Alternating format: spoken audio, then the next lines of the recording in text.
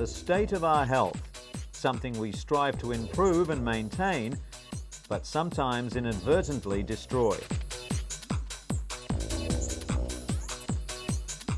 Universally, it's vitally important, and the Germans have a universal word for it. Gesundheit. In today's episode, researchers are reporting an alarming increase in drug resistance among HIV-positive people undergoing antiretroviral drug therapy.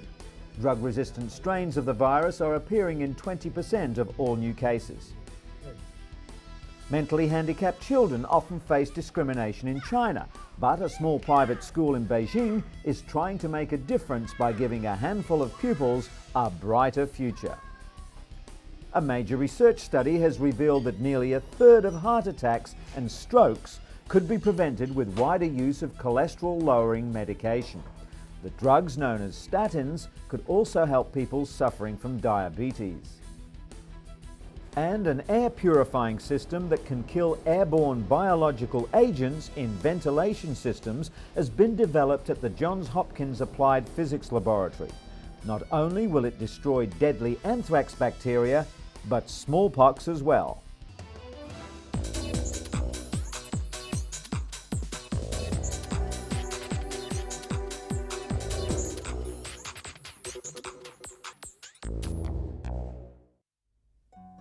Our first story is about cooking with indoor fire. It's a way of life in many developing nations, but it's causing untold harm on respiratory systems. Findings show that women who regularly participate in cooking activities have exposure levels that are 2 to 4 times higher than men. They're also twice as likely as men to be diagnosed with acute respiratory infections. Locally manufactured improved efficiency stoves can reduce exposure to toxins by approximately 40%. Additionally, if cleaner fuels such as charcoal are used instead of traditional wood, dung and crop residues, exposure to smoke pollutants can be reduced by more than 90%. It's hoped that these results will get international aid groups like the World Health Organization to fund stove programs. The international assistance would help 2 billion people around the world to reduce the global burden of respiratory diseases. And speaking of clean air, a report released by the National Academics National Research Council found that below standard air quality on commercial planes is what often causes passengers to feel sick or dizzy. The report was commissioned by Congress after the Association of Flight Attendants made several complaints. Eileen Abt of the National Academies of Science headed the study and says air quality is a serious issue that's received little attention since the mid-80s. According to Abt, some of the air quality problems stem from pesticides, which several countries require to be sprayed on aircraft. Other issues include low oxygen levels in the cabin, poor environmental control systems, elevated ozone concentrations, and significant increases in the number of aeroplane passengers. The study calls on the Federal Aviation Administration to ensure compliance with air quality regulations and carefully study flight attendant symptoms to determine long-term health effects. Gesundheit. When it comes to allergies and asthma, pollen in the summer months and inner-city pollution are often blamed. But in reality, the air in your home can be just as harmful, which is why more and more people are demanding so-called healthy homes. Building consultant Bill McCauley believes that under-wrapping like this cuts airborne pollutants by 50%. It lets air out, but stops too much coming in. Allergists agree that managing the air in your home can reduce the chance of developing asthma. Condensation around windows or pipes breeds mold spores, which can cause sneezing and wheezing. The best way to stop mold is to replace wood or copper fittings. Medical assistance should be sought for asthma and allergies, but doctors are also advising that often health care can quite literally start in the home. Autumn for many is a joyous time of year. The crisp, cool weather and holiday season is energizing and festive. But for those suffering from seasonal affective disorder, or SAD, Mood and energy drops with the leaves, resulting in a lack of concentration, weight gain and depression. In fact, most people suffering from SAD have trouble getting up in the morning, while facing the day can seem like a gloomy prospect. Neil Owens is a SAD sufferer and one of the first research subjects in the 80s to undergo light therapy for treatment of the condition. Owens created the first light boxes that were used by major medical institutions conducting SAD research, and later went on to build them for consumers as well. The special full-spectrum artificial light helps reset the biological or circadian rhythms while boosting levels of the neurotransmitter serotonin in the brain. Exercise and a balanced diet can help the darkest days of winter seem a little brighter.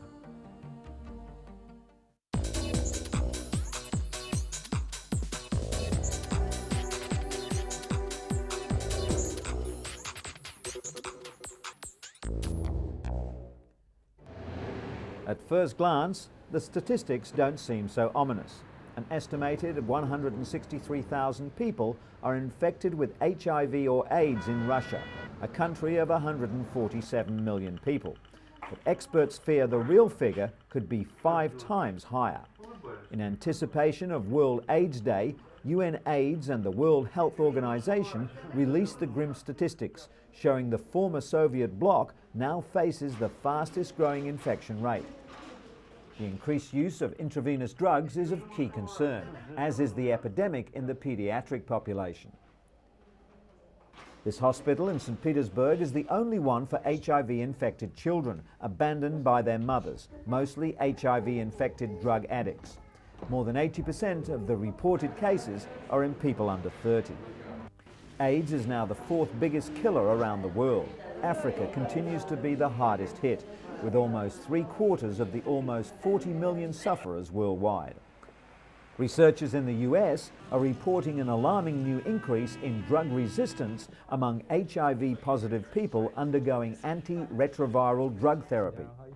50% of Americans undergoing highly active antiretroviral therapy are developing mutant strains of the deadly virus due to irregular use of the drugs. Researchers measuring the blood viral levels of 2,000 people undergoing the therapy also found that 64% of participants experienced a rise in viral levels over time. This indicates that they're receiving less benefit from the drug cocktails than they were a few years ago. The main reason for these alarming figures is that drug compliance is so difficult. The study found that 20% of all newly infected people were already carrying drug-resistant strains of the virus. If the trend continues, the HIV virus could develop resistance to all drugs. The AIDS crisis has had another unexpected side effect too. It sparked a diverse cultural response from both HIV-positive and HIV-negative artists. Positive Lives is one of the most remarkable responses. For 8 years, it's charted the course of the virus and its impact on people's lives. According to the exhibition curator, Kevin Ryan, this art has many different uses: for health, for education, and for knocking down barriers of stigma. Literature has also seen an explosion of HIV content. AIDS provides elements that are crucial for a good read: love, sex, death, and plenty of drama. Like no other health crisis, HIV has sparked creativity that comforts, questions, and also explains.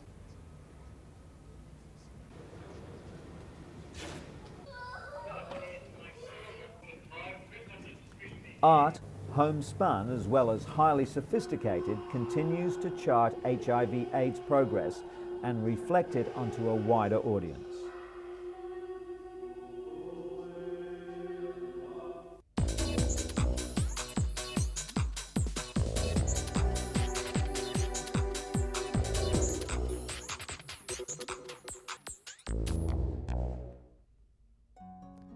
Val Garvey was told not to expect any miracles when her son Poyrik was diagnosed with autism 3 years ago. Doctors told her he'd never be able to form relationships, use his imagination, hold conversations, or even dress himself. Now 6, Porik can do all that and more. Autism remains a mysterious condition that affects 1 in 500 people. It's a neurological disorder that varies widely. But what autistics all have in common is an inability to forge social relationships naturally. Porik's progress came from a unique home-based educational program pioneered by the parents of 28-year-old lecturer and writer Raun Kaufman of the Sunrise program at the Autism Treatment Center of America. At 18 months of age, Raun was diagnosed with severe autism and an IQ of less than 30. By the time he was 5, all traces of autism had disappeared.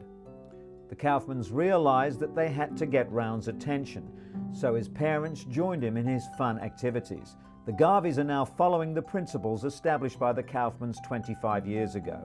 Through playing, Porik is learning to unlock his imagination, to communicate his desires, and above all, to build confidence.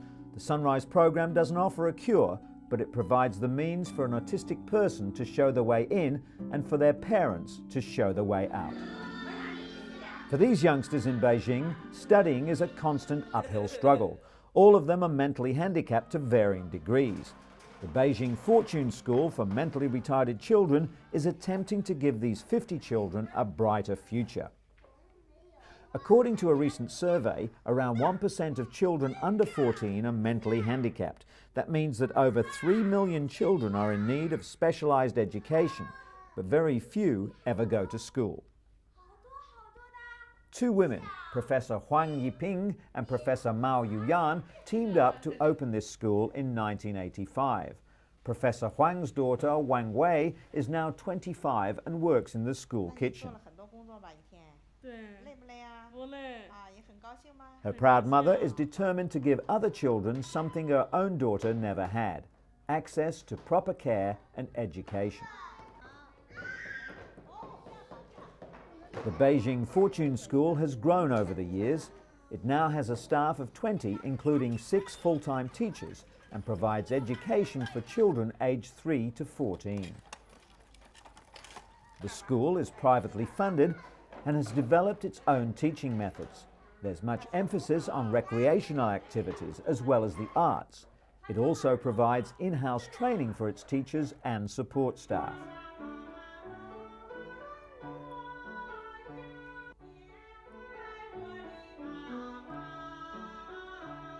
Zhou Jingren has attended the school for the past 3 years. He was born perfectly healthy, but soon contracted meningitis, a serious inflammation of the brain's lining, which resulted in brain damage.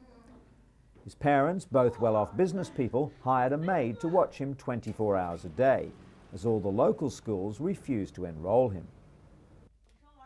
The real breakthrough came when they discovered the Beijing Fortune School. According to his teachers, Jingren could not stand still and would destroy things when he first arrived, but they've seen a substantial improvement. And his mother has too. In stark contrast, life is bleak for 13-year-old Gongyi, who lives in a poor village in the mountains north of Beijing. He hopes to drive a tractor one day, but he may not even be able to fulfill this simple dream. While the nearby town does have a school for mentally handicapped children, it costs more than the family's entire annual income. Gongyi now spends his days wandering around the countryside, and there's very little that can be done to brighten his future. When Anna Luzinski came to the United States from Austria for surgery over a year ago, it was cerebral palsy that made it difficult for the 7-year-old to walk. Surgeons operated for roughly 8 hours to lengthen several muscles and rotate her femur to bring about an amazing transformation. This pitter-patter of little feet is music to her mother's ears. The Mayo Clinic Biomechanics and Motion Lab in Rochester, Minnesota has the same technology used by Hollywood animators and video game designers, only they used it to help children like Anna walk normally. Anna is first outfitted with the cutting-edge equipment, which is monitored by cameras and balance plates all the way down to the heated floor. They measure the intricate and complicated actions that go into walking. From the location of several small markers, doctors can calculate how the joints are moving, which is then used to guide surgical treatment of patients. Surgeons who performed Anna's previous operation are amazed at the dramatic change in her gait. Today's session is more than just a celebration of her progress. Anna is back for more treatment. This computer-generated stick figure made in her likeness will help the surgical team plan her next procedure. It's the same type of software that perfected the legendary swing of Tiger Woods for a video golf game that's putting a swing in the step of youngsters like Anna.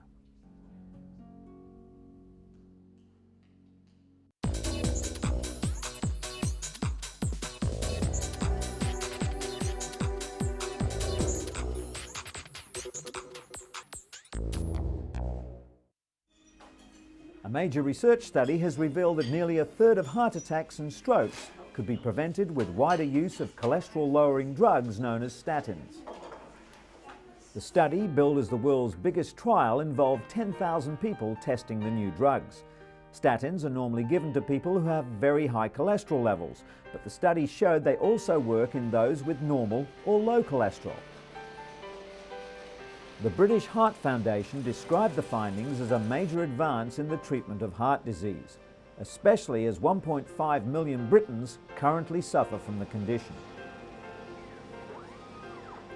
6 years ago, Kelly Perkins came to UCLA for a heart transplant after a virus damaged her own heart. Today, she and her husband Craig are making a social call.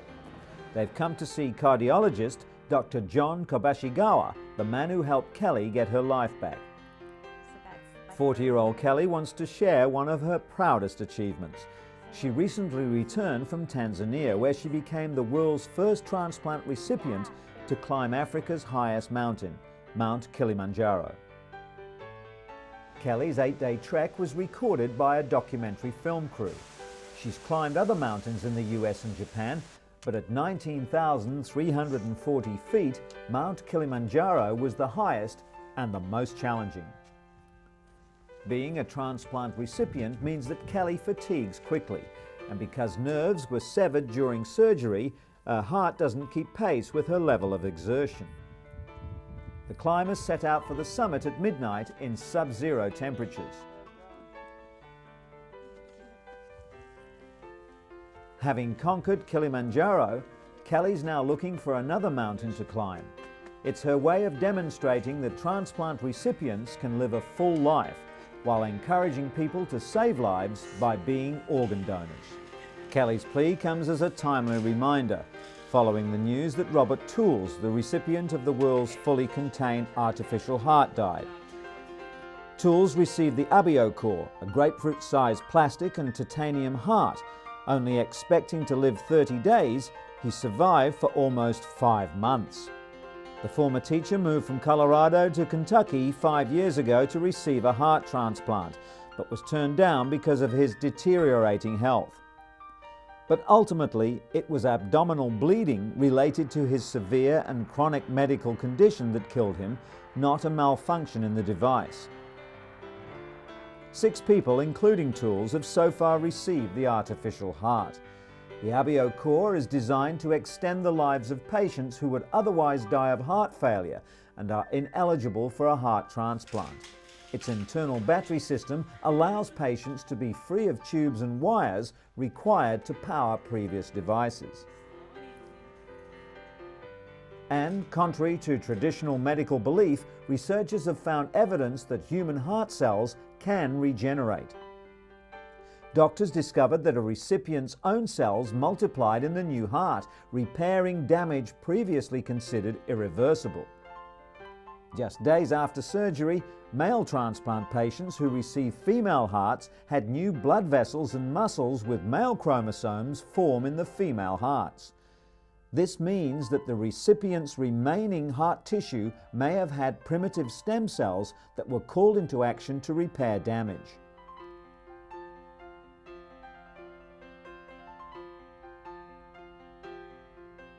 Scientists are now trying to harness the self-healing power of cardiac stem cells. Someday they could treat millions of heart conditions just by stimulating the body's own regenerative power.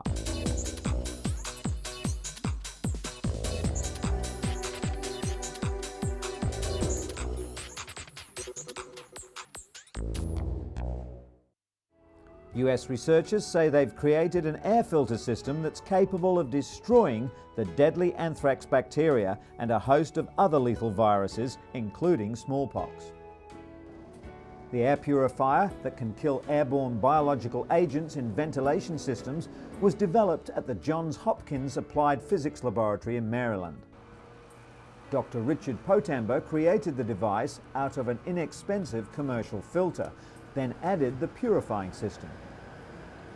The hybrid unit combines free radicals to help kill the viruses, with new technology known to neutralize airborne pathogens with ultraviolet light. To test the device, scientists piped in molecules that imitate viruses, bacteria and spores. After being run through the filter and cultured, the artificial contaminants were dramatically reduced to an almost undetectable level. In addition to killing anthrax spores, Dr. Potamber's device could help hospitals prevent the spread of infectious agents. The filter's patent pending and could also be available for commercial use in subways, hospitals and government buildings within a year or two. In other news, the United States Centers for Disease Control has warned that prescribing doxycycline to pregnant women who may have been exposed to anthrax could be harmful. Health officials worry that doxycycline could stunt fetal growth when taken during pregnancy, recommending instead the antibiotic Cipro, the first drug approved against inhalational anthrax. The latest health recommendations for pregnant women is the opposite of the recommendation issued by the CDC to the general public, who are now advised to use doxycycline over Cipro as the first drug of choice. The change came when health officials became concerned that Cipro was being overprescribed, which could lead to possible resistant strains of the bacteria. Doctors are now advised to prescribe doxycycline to non-expectant patients who may have been exposed to anthrax. Although no clinical tests have been conducted, the CDC believes that Cipro is unlikely to pose any substantial risk to expectant mothers.